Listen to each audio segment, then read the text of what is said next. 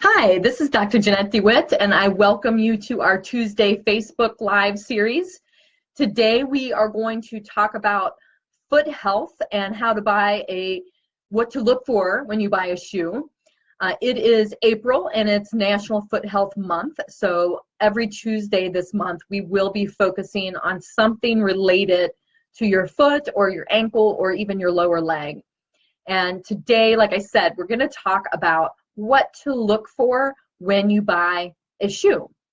For those of you who don't know me, again, my name is Dr. Jeanette DeWitt. I am a physical therapist, a certified athletic trainer, and a fitness coach. So I'm here today to chat with you about what to look for when you are buying a shoe.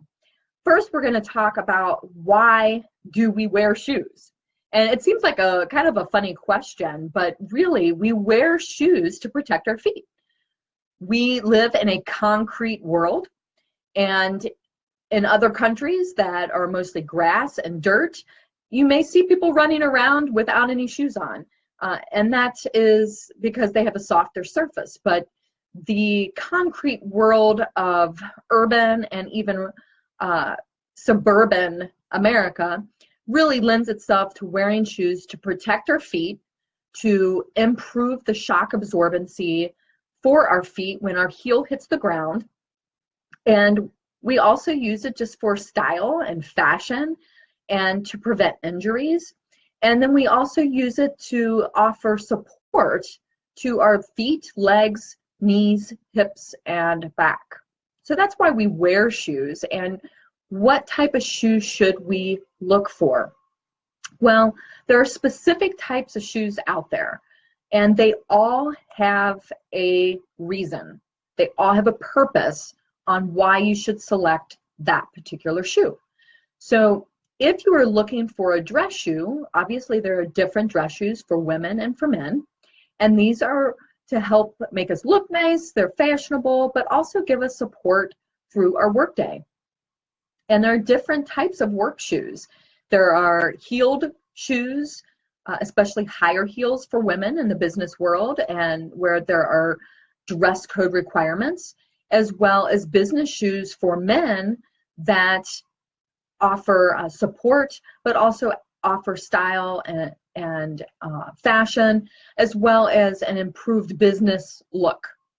Both of these types of shoes can be used for work or social gatherings, and they tend to be a little bit dressier, but they can still be comfortable. I want you to remember that when we start to talk about other things with shoes. Fashion shoes or work shoes, they can be comfortable and they don't have to hurt your feet. They can also offer you support. Another type of shoe would be athletic shoes. These are very specific. Court shoes are specifically for shoes or for athletic competition on a court, such as volleyball, tennis, basketball. These are all specific shoes. And the reason court shoes are so specific is because they offer lateral stability for your ankles. You will see some that are a high top, some that are a low top, but a court shoe is designed to allow you to move forward and backward as well as side to side.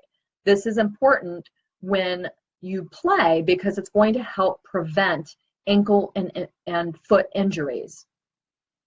Another sport-specific shoe would be a running shoe, and running shoes can be for the road or for a trail, and the difference is going to be the amount of grip that is on the sole.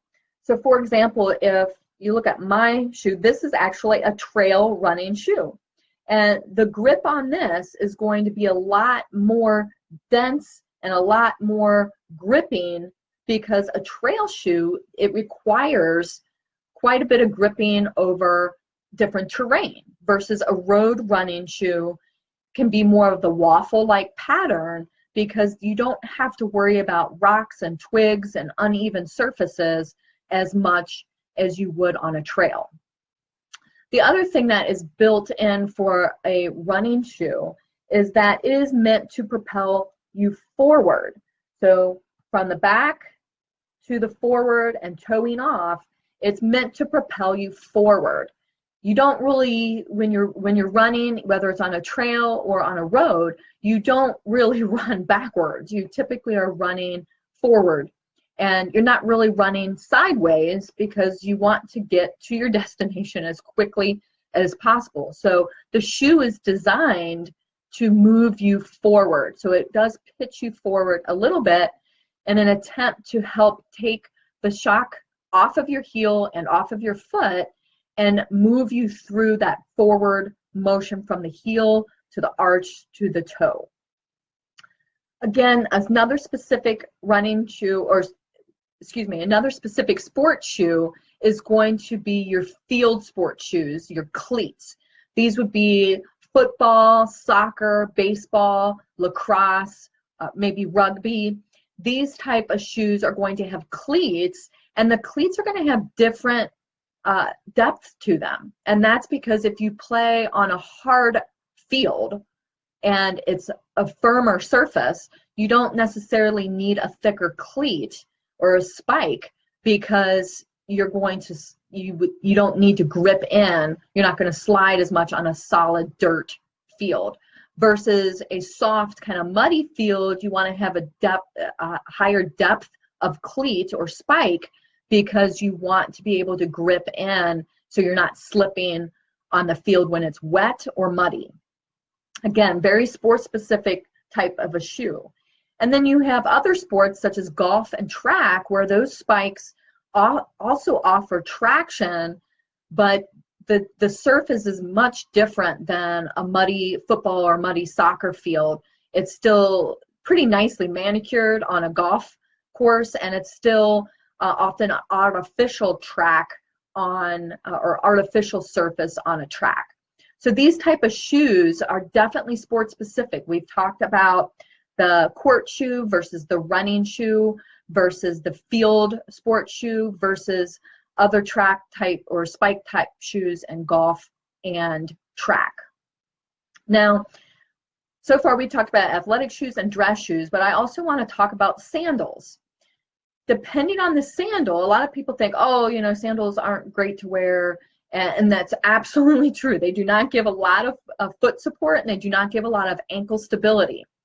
But there are high quality sandals out there that do offer a cushion and offer support. If you buy kind of the cheaper version of the flip-flop, there's not much support there. If you buy more of a dressy type sandal, it's usually feels like cardboard that your foot is on. But some of your nicer, like athletic type of sandals are really, they're not just popular, but they are really supportive. Some of them, you may have seen the soccer sandals with the little massagers in them. Those are really good because those are meant for the locker room. They're meant to keep your feet away from fungus that grows in a locker room and from moisture, as well as provide your foot with some support through that massaging type of a sole. There are other types of athletic sandals, such as water shoes, and these type of shoes a lot of people will wear for sports like canoeing or kayaking, if they're going to be on the beach, boating. Those type of shoes do offer some arch support and do offer some ankle support because they have straps surrounding the ankle. There's also other, when we continue on the line of sandals, there's also other types of sandals that are more athletic, not in a flip-flop version, but often offer a softer type of a spongy type of support. And those sandals do really well with giving feet support. You don't necessarily have the ankle stability if you don't have a strap that's around the ankle, but you do have the more support in the arch versus a typical kind of paper thin flip-flop.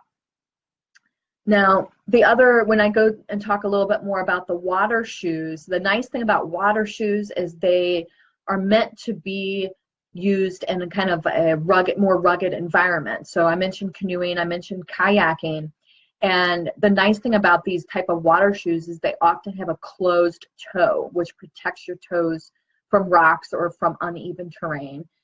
Many people who are doing camping will also use water shoes because they can do some light hiking in them and do also their water activities. And then that brings me to some hiking shoes. Some people will wear trail running shoes for hiking, or they'll actually wear a low hiking shoe or even a high hiking shoe that's going to give them a little bit more stability, especially if they're hiking in the mountains or on rigorous trails. They want to have like a weatherproofing type material on them, as well as a really solid toe base, because that will protect their toes from stubbing them on rocks and uneven terrain. Now, so we've talked quite a bit about different shoes, but what you want to look at is what every high quality shoe should have. And we're going to take my running shoe again. And when we look at this shoe, whether it's a dress shoe or an athletic shoe, we want to have a nice firm heel counter. So I should not be able to squeeze this together. This is normal if I squeeze at the top, but if I squeeze kind of right here, I should not be able to squeeze that together. That's about as much give as you want that to have, because you want it to be firm through here so it is supporting your ankle and your foot, and that your heel doesn't slip. The other thing that you want to look at is the shoe should not bend. So some shoes, they'll like bend in half, like an accordion right here. This shoe does not do that. You want to have some bend where you naturally are going to bend at your toes, but the shoe right in through here should not bend in half. And you shouldn't be able to twist a lot of that shoe. You shouldn't be able to wring it out like a towel, because that would have no stability across the arch and no support across the arch. You also want to have a wide toe box. Any type of shoe that has a point to it or a V is not really what you want. You want a rounded toe box so that it's wide, and then your toes aren't squished together. The other thing that you want to look at is adjustable type laces. And you can lace your shoes in a variety of ways, actually, to make the shoe tighter, to make the shoe accommodate any type of toe or foot deformities that you might have. You can actually change the way you lace, but you don't want to have like a slip-on shoe that you can't adjust. You want to have laces or a Velcro strap, even on ladies' dress shoes, like a Mary Jane type style shoe. If it has a Velcro strap that you can adjust the width, that is helpful in making it a more customized fit for you. So that's kind of the basics, whether it's a dress shoe or whether it's an athletic shoe. You want a strong supportive heel counter back here, and you want a nice wide toe box through the front to give your toes room, and you want good arch support.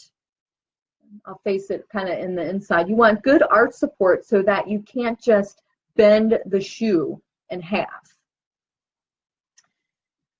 So we've kind of talked about what every shoe should have. Here's a topic on what shoes not to purchase. High heels. Now, a lot of women love high heels, and I will tell you a brief story. I had a business executive female who wore high heels for 25 years, and she retired.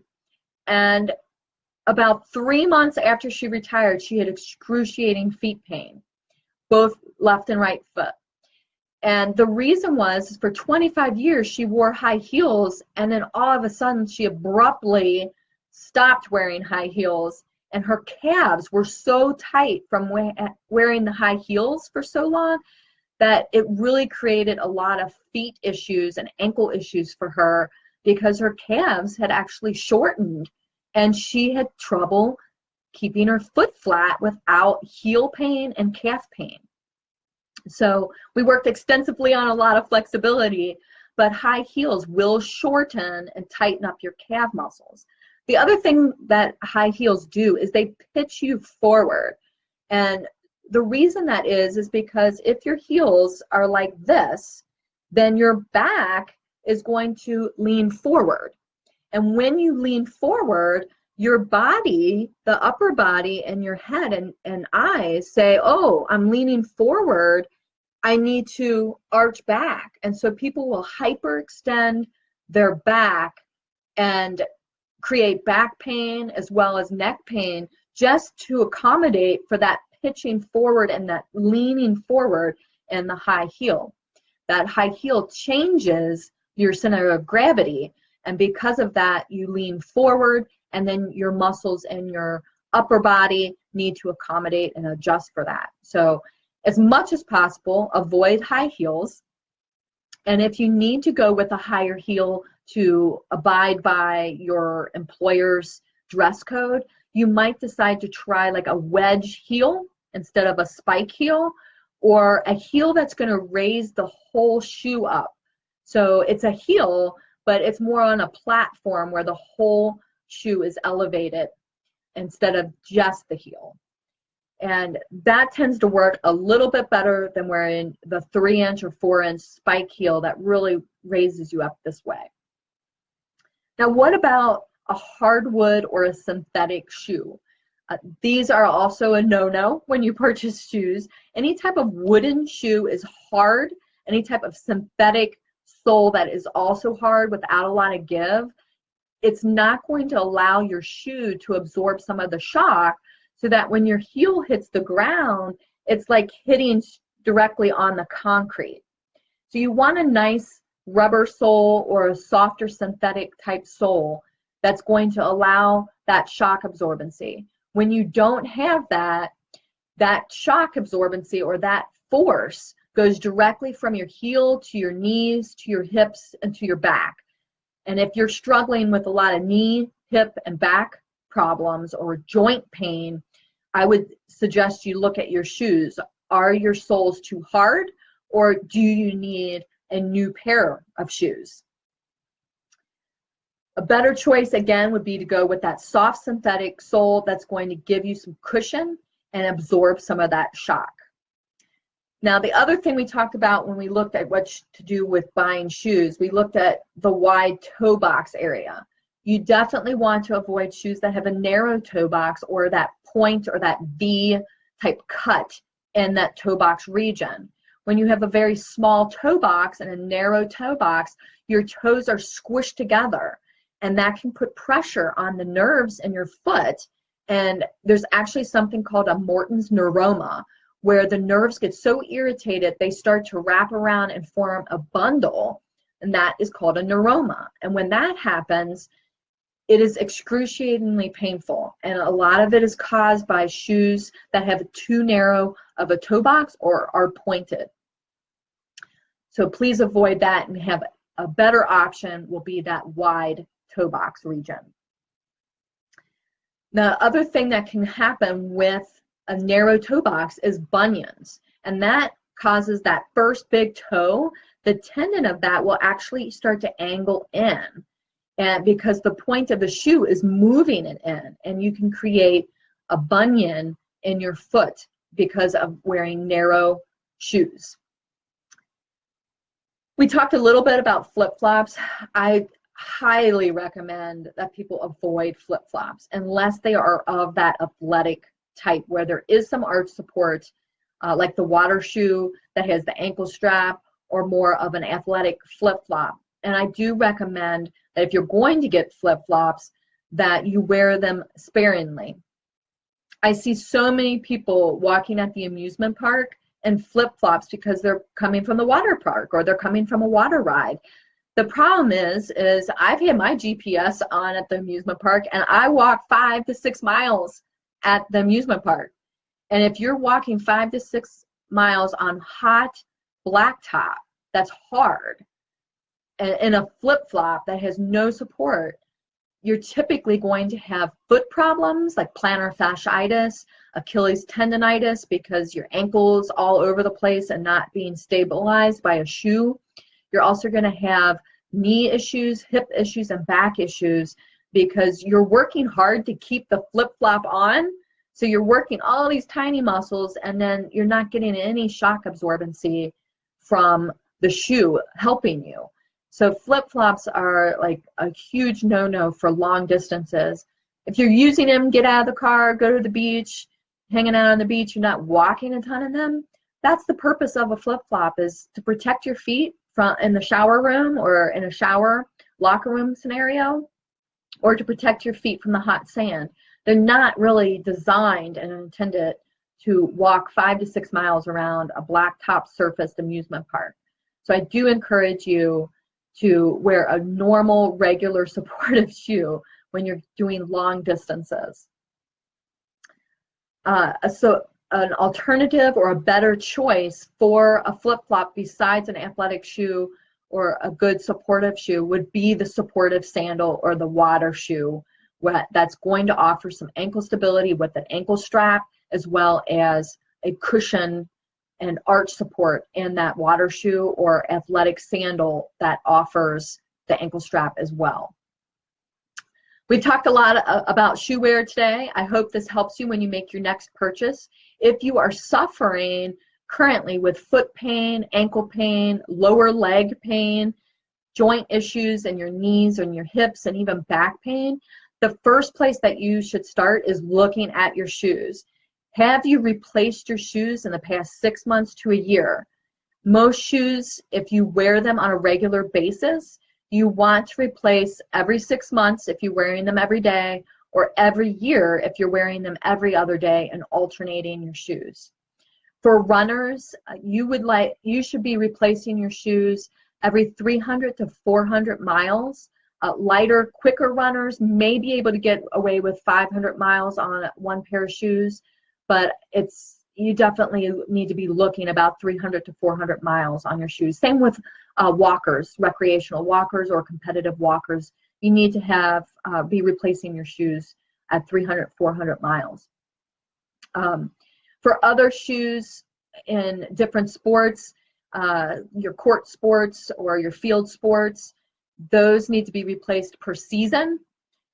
If you have a growing foot, if you don't have a growing foot and you're an adult, then you want to look each season at the quality of the shoe when they've gotten wet or they've gotten dampened by moisture, either from your foot sweating or from the weather conditions. You want to be replacing those shoes just from a hygiene standpoint, as well as the material in the shoe will break down if it's constantly exposed to water. So these are some tips that you can follow on shoe wear. As far as dress shoes, again, on this, about every 6 months if you're wearing the shoe every day, or every 12 months if you're alternating the shoe. And my personal recommendation is that you alternate the shoe with another shoe every day, so that you don't wear the same shoe 2 days in a row. And the reason for this is it takes about 24 hours for the cushion in your shoe to rebound back to its original position. So if you wear the same shoe every day, you're going to break down that shoe a lot faster than if you alternate it with another pair of shoes. If you're an athlete, I suggest getting 2 pairs of athletic shoes for your sport, and then alternate them every other day if you practice every day. If you practice 3 days a week, you don't necessarily need to buy 2 pairs of shoes because you're getting that 24-hour break in between. If you're an exerciser but you don't exercise competitively, I recommend that you have 1 pair of shoes designated for just your exercise, and then another pair of shoes designated for, kicking around day-to-day activities. You really don't want to exercise in the same shoe that you're going to be doing your daily routine in, because you want that exercising shoe, whether it's a tennis shoe or a running shoe, you want that to be able to rebound, and you want to be able to have a fresh shoe the next day for hygienic purposes as well. I hope this helps with when you pick out your next shoe. And like I said, if you're having increased pain in your legs or in your back, I strongly encourage you to look at your shoe wear and decide if you've replaced your shoes in the past 6 months to a year. If you have any questions, I welcome those. I thank you, Joelle and Ed, for joining me today. If you have questions, please go ahead and put those comments in. And if you're watching this on a replay, go ahead and put your comments in there as well. I do read those and follow up with people. And if you have questions specifically for me, you can contact me directly at 262-842-2220, or you can email me directly at Jeanette@dewittptwellness.com. Thank you so much and have a wonderful day.